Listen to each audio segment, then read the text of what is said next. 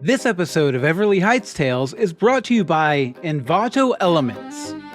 If you're a creative like me, you don't necessarily have the time or the talent to create everything you need. With Envato Elements, you can download unlimited creative assets all in one place. Where do you think I got a lot of the sound effects in this episode? Sign up for a low-cost annual plan today at everlyheights.tv/Envato. That's ENVATO.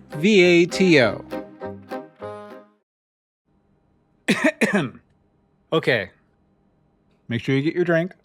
Okay, good. Okay, just don't touch the table, Clara. These mics are really sensitive. Okay. By the way, I think it's really cool you're willing to talk about a show you aren't a big... Oh, shoot. Oh no. We're live. We've been live. Sorry about that, folks. I'll just play the theme song and we'll get started.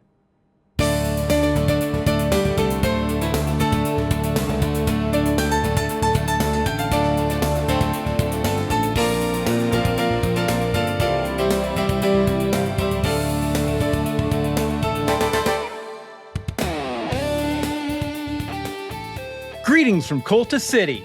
This is the Dogboy Adventures fan podcast where we answer the question, is it gyro or gyro?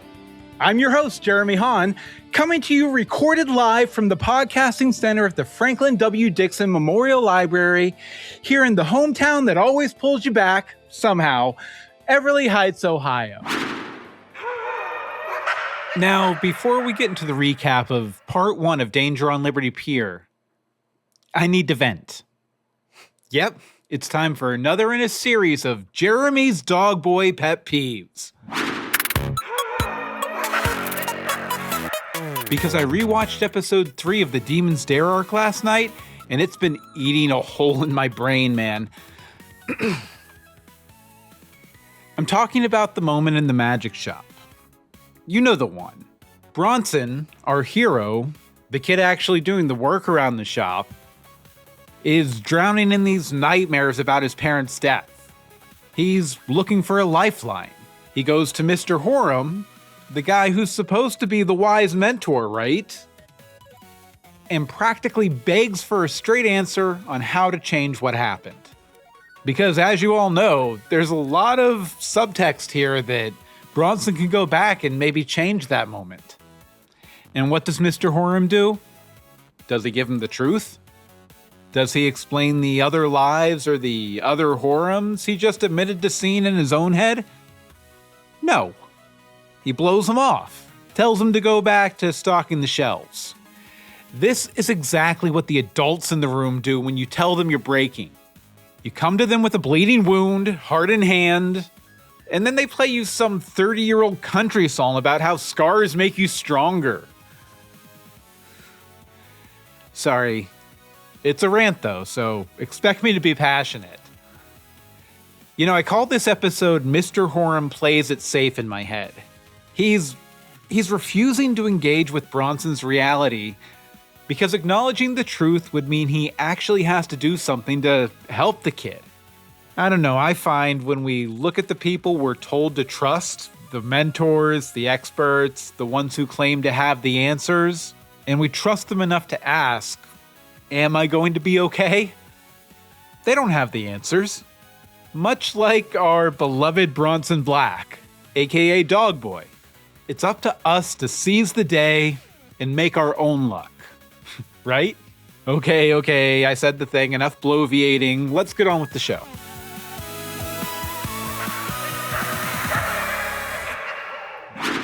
My dad used to say, we make our own luck.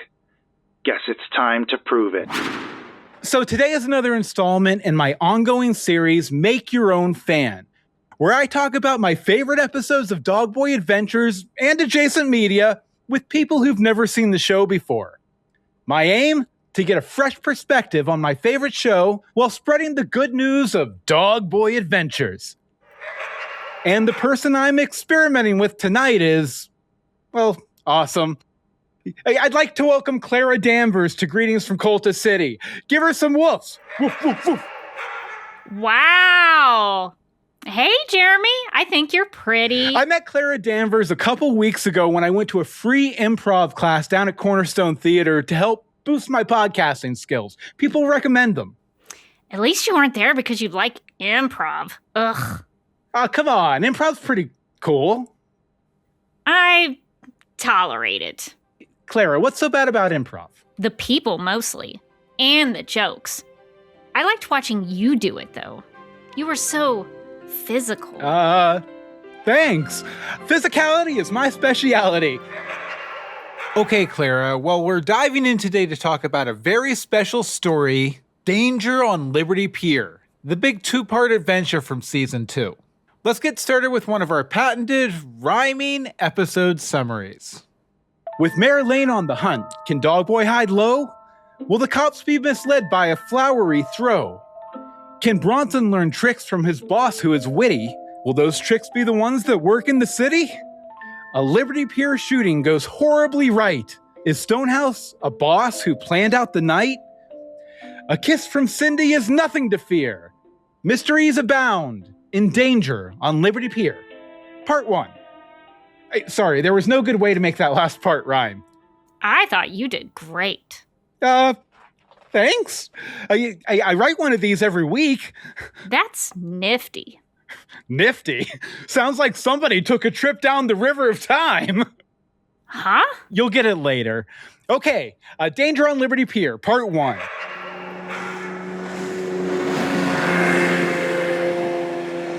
Where do you think they're going in such a hurry? Maybe pulling nets along bottom to find body or something. When can you teach me more tricks, Mr. Horam? Oh, trick, eh? Trick most important thing? No. Here, I show you. Clara, this was your first time watching Dogboy Adventures. First impressions? Okay. Well, despite how I might feel about people who like it, it felt kind of cheesy. You don't have to be shy. It's a syndicated kids shows from the 90s. Power Rangers had better special effects. Well, they had that Saban money behind them, right? They had a lot of funds back then. Sure. Who was your favorite character? I loved that Cindy girl, the reporter. Oh yeah, Cindy. She's great. Played by Larissa Oleynik, star of Nickelodeon's The Secret World of Alex Mack. I knew I recognized her from somewhere. Oh, did you watch Alex Mack? I know somebody at the Mack cast I could set you up with. Like, to date? No thanks, Jeremy. I have my eye on a guy. No, like to go on their show to talk Alex Mack. Oh, no thanks. My little sister watched it. I was more into artsy stuff like the November Rain video and The Last Seduction. Never saw it, but you like Cindy. Yeah, she was like Dogboy's Lois Lane or whatever.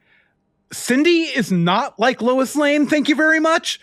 Sorry, that's one of my bugaboos. But she's a reporter. For the school paper, she is not Daily Planet level material. Yet anyway. And she's like Dogboy's girlfriend. Again, not yet.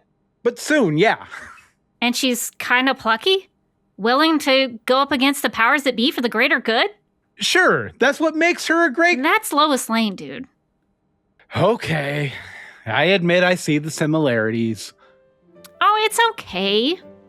Do you want a hug?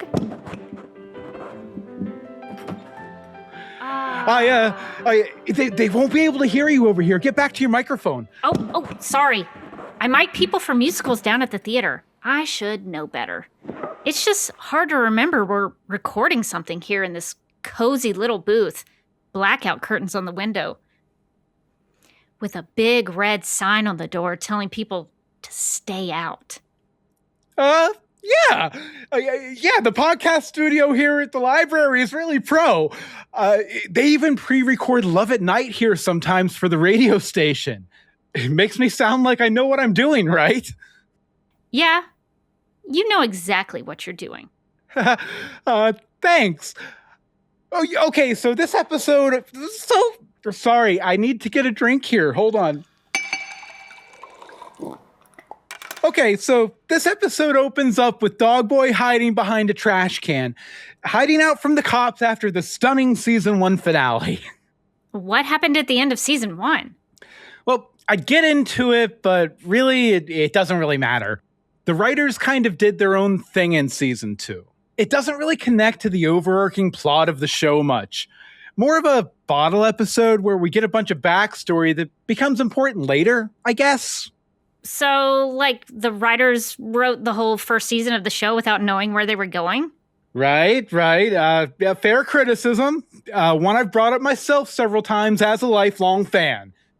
Yeah, the 2 writers who worked on it wrote it as a TV movie called Dogboy Den of Thieves. That felt kind of like a self-contained story, like sort of they wrote it, and that was all it was supposed to be. Plus, Den of Thieves really suffers from having to stretch out a 3-hour movie at most across 22 episodes of television. I think they were left scrambling when Universal Television picked it up for a 2-season order. Was that the chubby kid from Stand By Me playing Dogboy? Oh, no. You're thinking of Jerry O'Connell. Dogboy's played by his little brother, Charlie O'Connell. A bit of that classic Hollywood nepotism, you know? A Kieran Culkin type situation? Sure, but on a smaller time scale and with less awards involved. Do you have any awards for this little podcast? Oh gosh, I wish. No, but I did get asked to host a Dogboy panel at NostalgiaCon this year.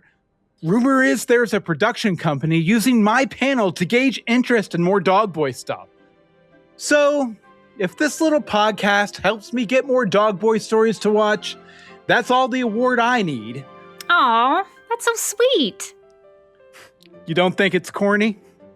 Hey, I still dream in fairy tales. I'm the last person to cast stones. Oh, I love fairy tales. Have you ever read the original versions of the Grimm stories? Gruesome! But I digress. I, mystical magic man from Far East. I have 6th sense. Can see inside your head, yes? Now you think of something you care for with all your heart. Now you tell me what you think, Okay, so I have to know, Danger on Liberty Pier. What did you think about Mr. Horum? Racist much? Yeah, he's a bit of a stereotype. He's an old white dude dressed up like an Omani sultan and talking in a cartoony, generic Mid-Eastern accent. Yeah, I get it. That's one of the things I would change if they'd let me in the writer's room for a new season or something. I'd probably keep it, but use Willowwood's plan to help explain it in a way that's a little less, racist coded. Who is Willowwood? Spoilers! Let's just say at this point in the story, he's a name on a trunk. Okay. So this racist dude, he's like Dogboy's Obi-Wan or whatever? More like his Alfred/Pa Kent, I guess. And Mr. Horum himself isn't racist. It's just the writers are racist. The writers, while reflecting standards at the time, wrote something that, through our modern lens, might be perceived as a teeny little bit racist. Jeremy. Yeah, Mr. Horum is a little racist. Funny, though, played by the late, great Telly Savalas. Who loves ya, baby? Well, I don't know about love, but I hope you at least like me. Oh, sure thing. I'm not going to ask somebody I can't stand to come on the podcast. So the big action sequence on Liberty Pier. After a trip out on Mr. Horum's boat, the Mariska. Where they talked about the Odyssey for freaking ever? Yeah. I tried to defend it, but the creators have said in interviews they had to stretch out the boat scene to justify the cost of production. So that's why they had that excruciatingly long card trick sequence? Yeah. It's all filler. Even the stuff where he's going on and on about that kiss with Cindy? No, that's important. So what happened when they kissed? I guess it was last season? Yeah, in the season finale they kissed. What happened? Well, they kissed. What was the kiss like? Short and sweet? Or long and luscious? Yeah, I don't know. Awkward? Oh, I like awkward kisses. Anyway, the episode culminates in a shocking act of violence. We meet Dexter Stonehouse, a big-time Colta City businessman, just as a purple-hooded man attacks him on Liberty Pier. I don't know what happened to this Lila person, but we have to be able to work this out. This is for Lila. The guy in the hoodie shoots him! That was exciting. It's not often Chekhov's gun goes off in Act 1. And in broad daylight. I thought it was interesting that the pier, this place of fun and light and joy, becomes the setting for a violent murder. Super subversive for a cheap 90s TV show. Wow. I've never thought about it like that before. That's a great point. What can I say? I double majored in theater and English. Pretty nerdy. No, it's fascinating. You're making me see things I've studied my whole life in a fresh way. That's beautiful. Jeremy, can I be totally honest here? Yeah, it's a podcast. Honesty is encouraged. Dogboy Adventures had some interesting stories. For sure. But there's another story I've been trying to tell you for weeks now, and you refuse to hear it. What story? I mean, I know you like Dickens. We could do like a special episode about, I don't know, like Oliver Twist or something, or like Oliver the Musical. The story of us. The story I've spent weeks trying to spark off with an inciting incident. But you are blind to the structure of the story playing out in front of you. I'm not sure I get it. Of course you don't. Despite how dumb this whole conversation makes you look, I think you're smart. And cute. I kind of like you, Jeremy. Thanks, Clara. I like you too. No, honey. Like, I like you, you big nerd. Yeah, I get it. I like you too. I have a crush on you, Jeremy Hahn.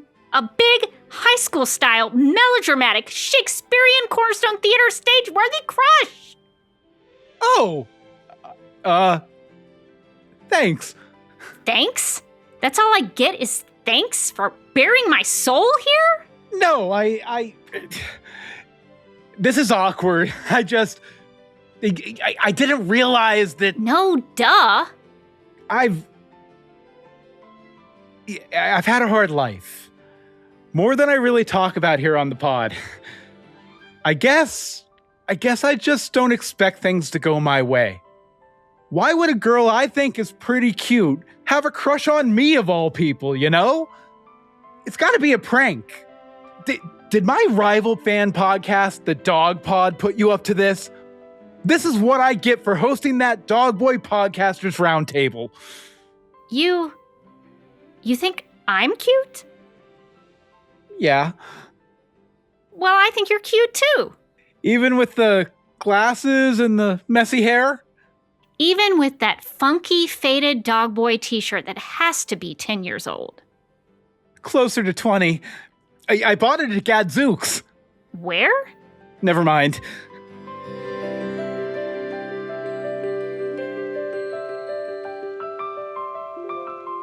Hey, do you want to get out of here? Maybe grab a coffee down at the coffee shop? Or a chai? I was thinking maybe I could give you a private tour of the theater. Well, dear listeners, on that note, we're all out of time. I want to thank you all for joining us today. And thank you, Clara, so much for joining us too. Until next week, and Clara, you should say this with me. Greetings from Colta City. You say greetings at the end? Well, it's the name of the show. You make your own luck.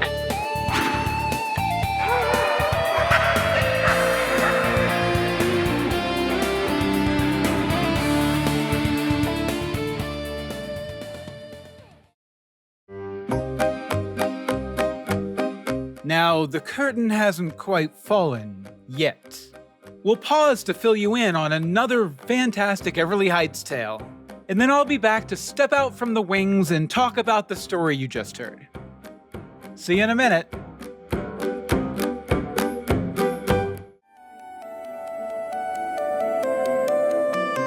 So, do you want to be part of Everly Heights for real? Head over to everlyheights.tv and grab a membership on the Everly Heights Arts Board. You'll get cool perks like your name on the Arts Board Hall of Fame, custom membership cards, even letters and stickers from Mr. Matheson himself, all while helping me keep Everly Heights alive and growing. Become a patron, support the arts, and snag your spot in the story of Everly Heights at everlyheights.tv. Just look for the banner that says Join the Arts Board.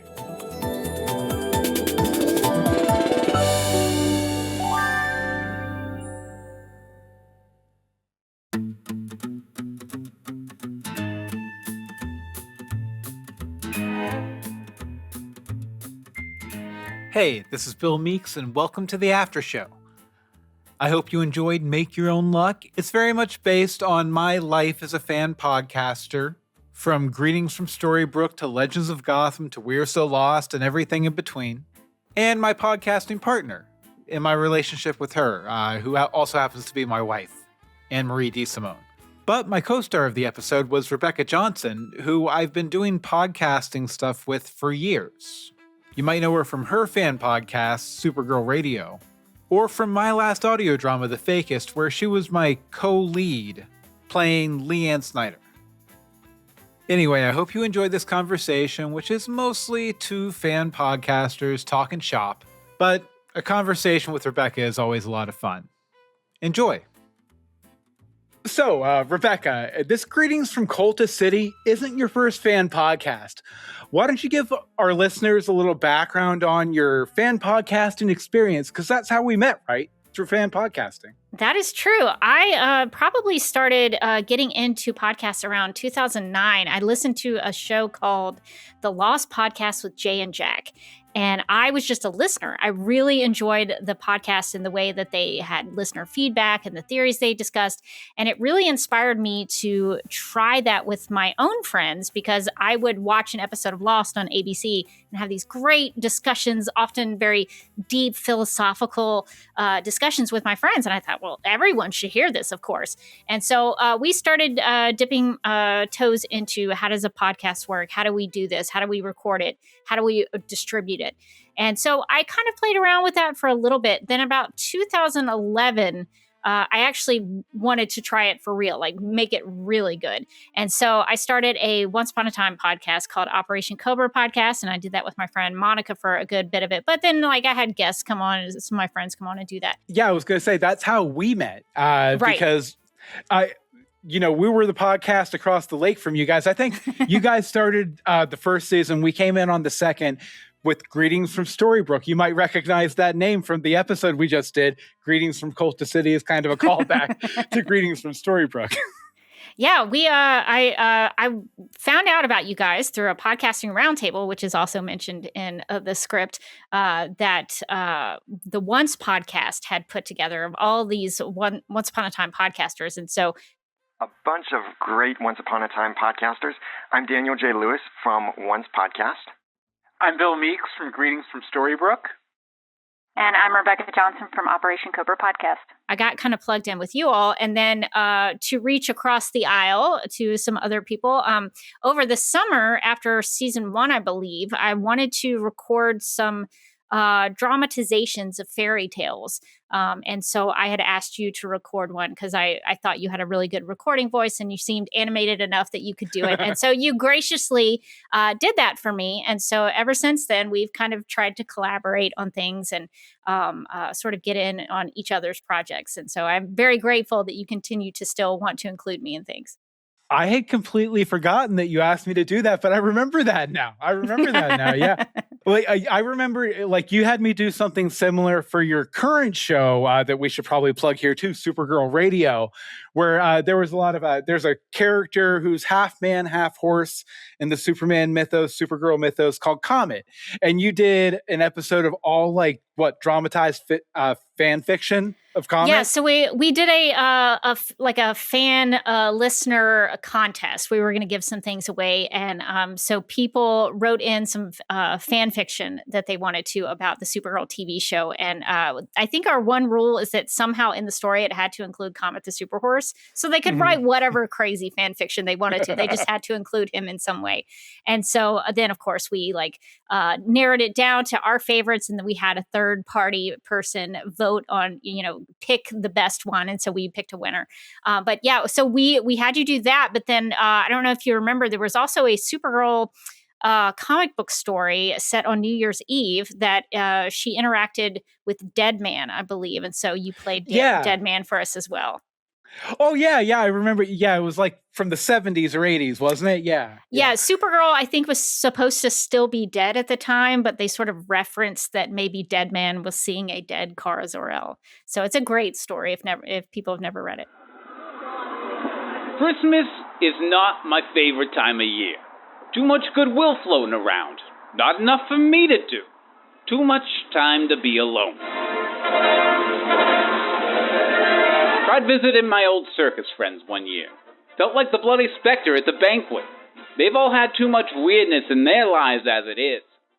And I probably did a voice like this or something like that. Yeah, it was something similar. Yeah, that's the thing that sucks about all of the Everly Heights Tales stories being set in Ohio is I don't get a chance to do a lot of accents. like really silly voices. Yeah. Well, that one was great. It was a dramatization of the comic book story, and I think it turned out really well. Yeah, and it was a nice bit of continuity for us too, because we were doing the Once Upon a Time podcast, Greetings from Storybrooke. You were doing a Once Upon a Time podcast. You dropped off from that, and then we decided to start doing a second podcast, which was about the Fox show Gotham. And you, just as you were doing Supergirl Radio, which was about another DC property. So it was like, we had so many reasons to interact. And, That's true. Yeah, actually, we became part of the same network eventually, DC TV Podcast, right? That's right. So yeah, it's fun that we are able to sort of interact in different spaces. And so I'm just grateful that you still want to kind of hang out with us over there at Supergirl Radio. Speaking of still wanting to do something, when Gotham ended, my Gotham show ended. When I stopped liking Once Upon a Time, my Once Upon a Time show ended. You're still doing Supergirl Radio, and the show's been off the air for 5 years. So what keeps driving? I mean, I know it's a character that has outside stories and stuff, which probably helps a lot. But what drives you to kind of keep going with it, especially since, Supergirl isn't on the air anymore? Yeah, we've been doing the podcast almost 11 years now. And when the show ended, I asked my friend and co-host Morgan Glennon, I said, Morgan, if you don't want to do this anymore, the show's over. If you don't want to do this anymore, you don't have to. I'm not going to make you do it. And she said the best thing to me. She said, I love doing the podcast. And I said, well, I love doing the podcast. And so we just decided we would keep going because we have so much fun doing it. And it's a good time to just get together and talk about story and characters and silly nonsense. And so I think we just have so much fun podcasting together. It helps that there's a ton of Supergirl stories that we could talk about. But we just enjoy podcasting together. And I think it's a fun way to see my friend Morgan every week because she and I live in different states. So we can't actually physically hang out. So it's still just it's an excuse to kind of get together. See, I did podcasting with my wife, Anne Marie, so we didn't really need that excuse necessarily.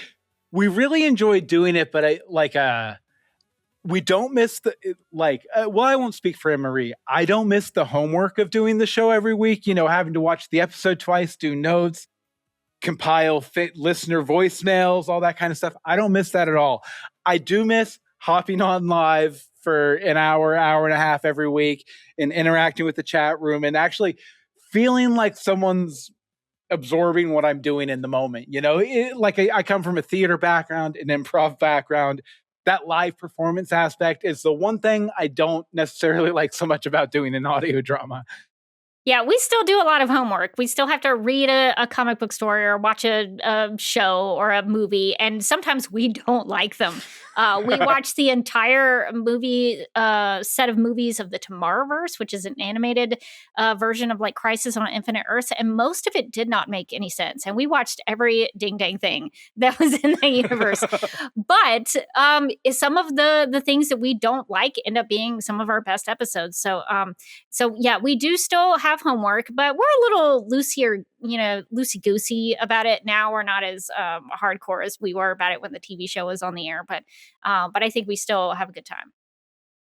Yeah, and it seems like sometimes like I'll see you guys go live or I'll tune back into a live stream. It seems like you still have, a decent crew, tagging along for all of your live streams and everything, which is awesome. Yeah, we have a core group of people who come in and share their thoughts. Occasionally, we'll get someone new. We recently, so StreamYard, which is the website that we used to stream, they now have an Instagram streaming option, and we tried that recently. It was kind of a mess, but it did open up the opportunity for new people to come in who probably wouldn't have come in just for YouTube. So we'll keep trying that to see if we can get some of the people who follow us on Instagram over just to have some new perspectives, which is always a lot of fun. So we still have a good group of people who, and they're actually, I'm sure you know this, Bill, but actually having a live audience helps us fact check things in real time, gives us new information that we didn't know in real time, which is nice because if I wasn't doing it live, I would have to go back in later and maybe record something and add it in or put some context in the show notes or something like that. Or you have to do like corrections the next week. And yes. That's the worst. So at least if I'm wrong about something, someone will let me know. And that is actually very helpful. So I enjoy the live aspect of it for sure. Oh yeah, like that was always one of my favorite points about having a chat room is that they will let you know if you get something wrong. So you don't talk for 10 minutes about something and you're launching off of a non-factual basis or something. I would rather let someone let me know. I would rather have someone tell me when I'm wrong. They will also, true story, they will let you know if one of your children has snuck out of their bed late at night and is coming down the stairs behind you. That happened to us one time.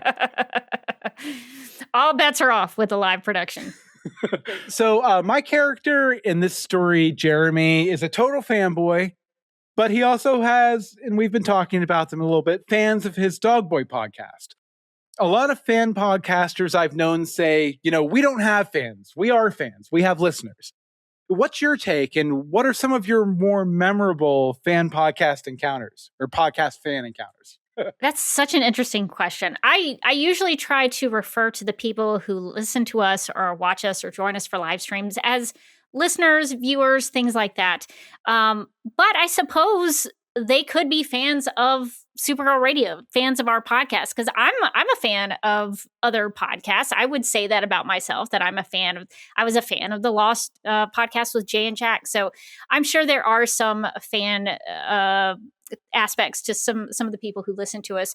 There are people who have been listening to us since very early on, for 11 years. There are probably a couple of people who are still listening to us after that huge amount of time.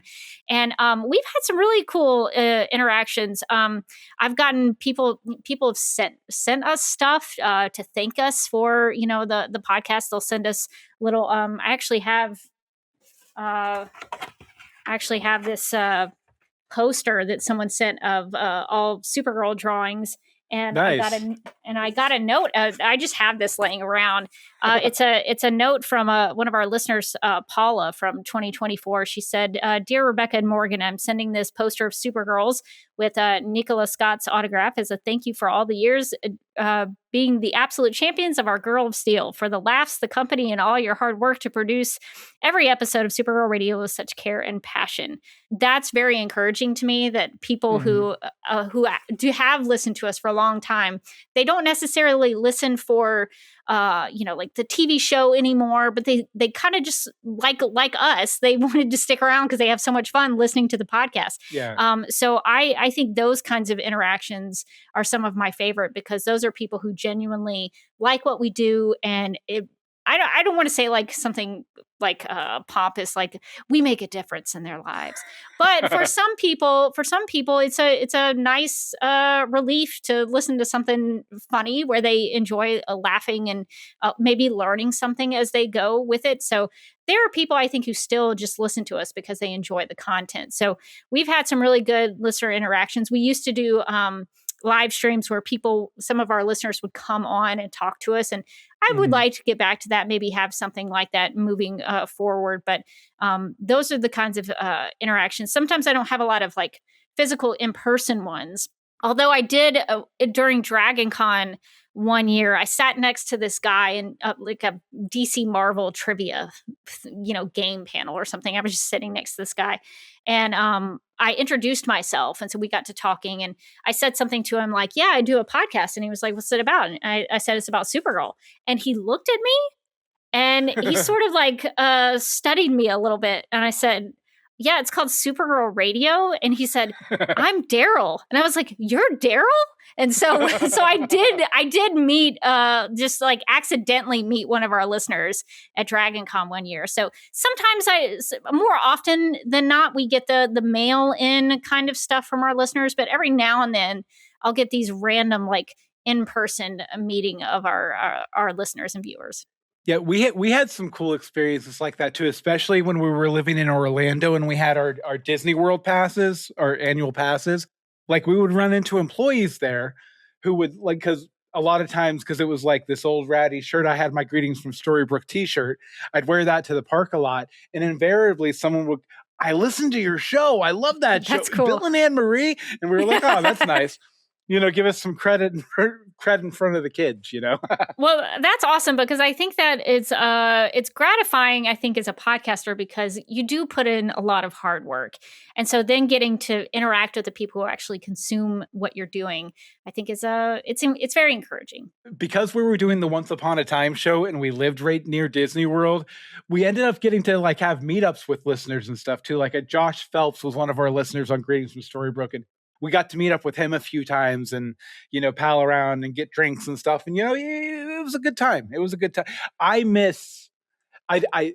don't miss the clerical work of fan podcasting. I do miss the community part of it for sure. Yeah, the community part is something we've always tried to build and establish and kind of maintain.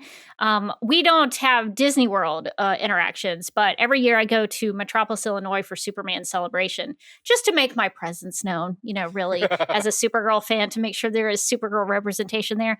And so every now and then I'll run into some people who listen to the podcast, like Lynn and Nikki Workman. They're longtime Supergirl Radio listeners. I'll try to meet up with them.